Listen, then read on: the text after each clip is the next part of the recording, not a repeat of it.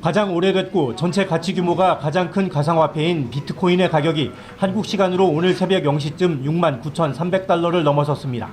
2021년 11월 69,000달러 턱밑까지 갔던 종전 사상 최고가를 2년 4개월 만에 넘어선 겁니다. 비트코인은 지난해 10월 이후 160% 올랐고 2월에만 40% 넘게 상승했습니다. 지난해 말부터 형성됐던 비트코인 현물 ETF에 대한 기대감이 현실화되는 분위기입니다. 올해 1월 현물 ETF가 승인된 이후 관련 상품에 유입된 금액이 75억 5천만 달러, 우리 돈 10조 원에 이르는 것으로 추산됩니다. Those ETFs have accumulated 4% of all the Bitcoin there is in the world just in 6 weeks. 여기에 다음 달 비트코인 채굴량이 절반으로 줄어드는 반감기가 되면 공급 속도가 더 줄어들게 되는데 이 또한 비트코인 가격을 끌어올렸습니다. 2,100만 개로 정해진 비트코인 양은 이미 1,900만 개가 채굴된 상태입니다. 다만 비트코인이 지금까지 4차례나 고점 대비 4분의 1로 떨어진 적이 있어 변동성에 대한 우려는 여전합니다. 미국 증권거래위원회가 가상화폐 비트코인을 기초자산으로 삼는 펀드인 비트코인 현물 ETF 11개에 대해 현지 시각 11일부터 거래할 수 있다고 밝혔습니다. 이 발표가 나오자 비트코인 가격은 순간 5% 넘게 급등했습니다. 현물 ETF의 거래소 상장으로 투자자 보호가 강화되면서 1,000억 달러 이상의 투자금이 유입될 거라는 시장의 기대를 반영하는 모습이었습니다. 하지만 장밋빛 전망만 있는 건 아닙니다. 새로 유입되는 자금이 기존 비트코인이나 선물 ETF에 투자됐던 자금 수준에 머물 수도 있다는 겁니다. 또 지난해부터 150% 넘게 오른 비트코인 가격에 투자자들이 차익 실현에 나서면 시장 흐름이 바뀔 수도 있습니다. I don't think that's going to be the big sort of game changer. This is already an asset class which is very, very well owned by retail investors. 게리 갠슬러 미 증권거래위원회 위원장은 이번 결정이 가상화폐 승인을 의미하는 건 아니라면서 관련 상품에 대한 투자에 주의할 것을 다시 한번 강조했습니다. 기존 가격을 측정할 수 없고 가격 변동이 큰 가상화폐의 특성은 현물 ETF에서도 피할 수 없다는 뜻입니다. 뉴욕에서 KBS 뉴스 박일중입니다.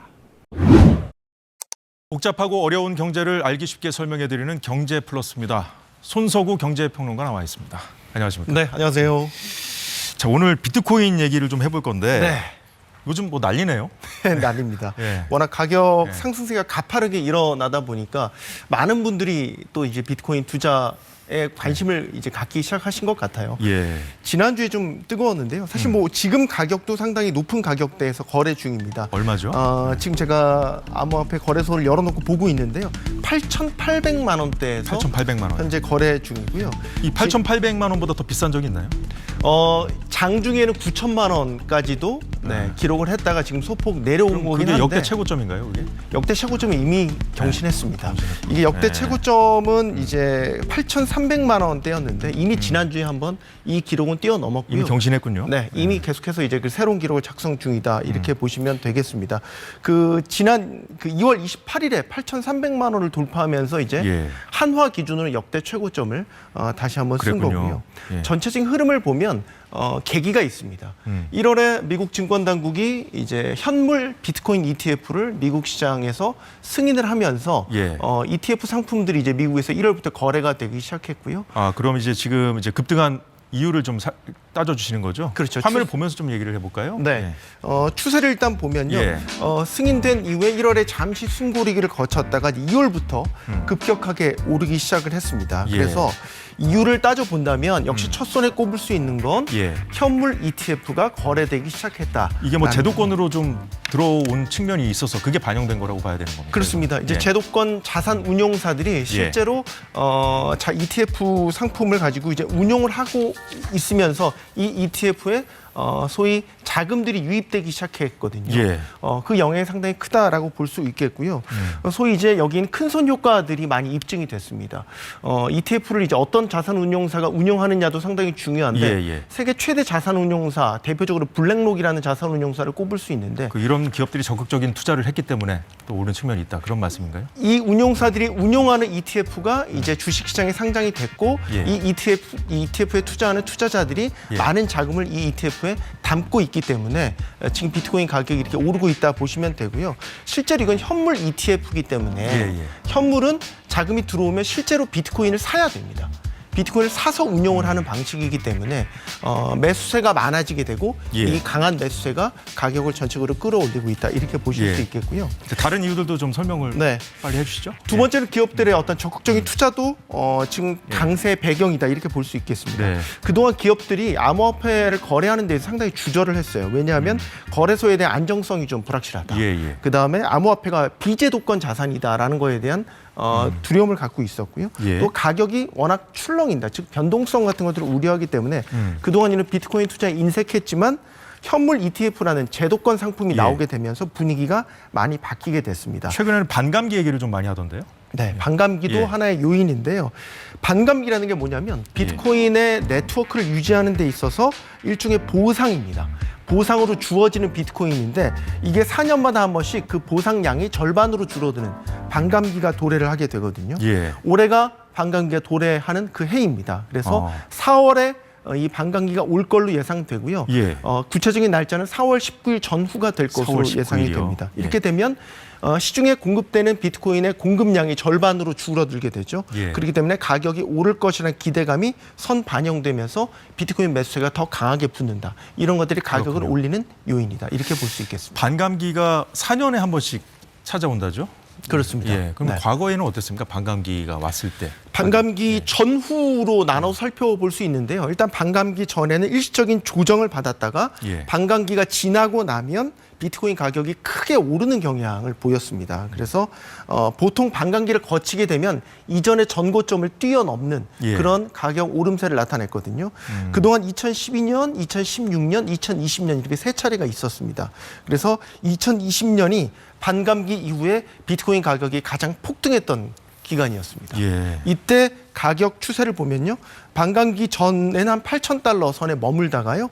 반감기가 지나고 나서 1년이 지나고 나서 보니까 64,000달러까지. 그러니까 8배가 무려 비트코인 가격이 오르게 된 예. 그런 사례가 있었고요.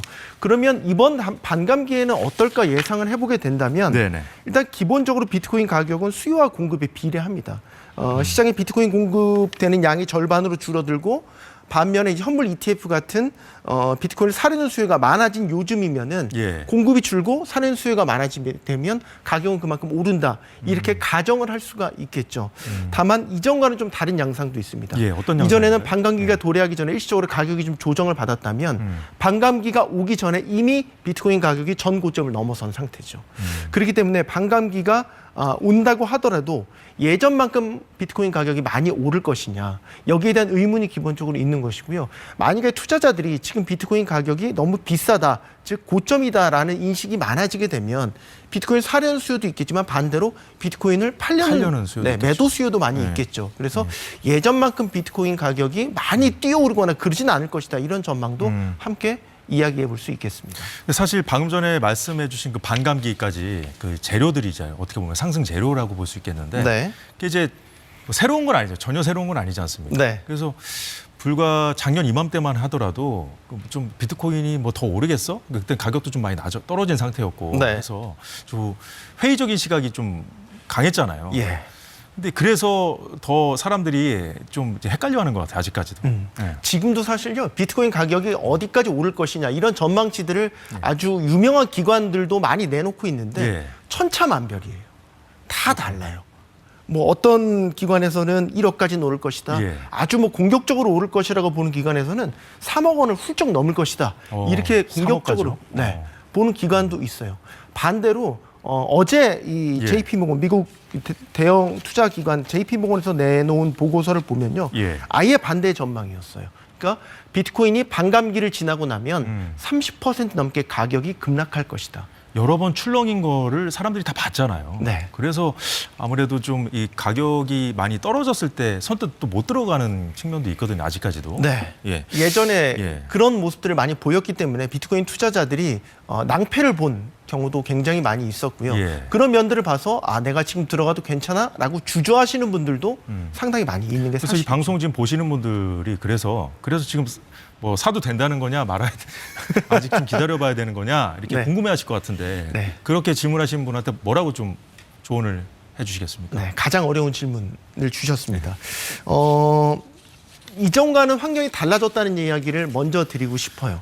일단은 이전에는 예.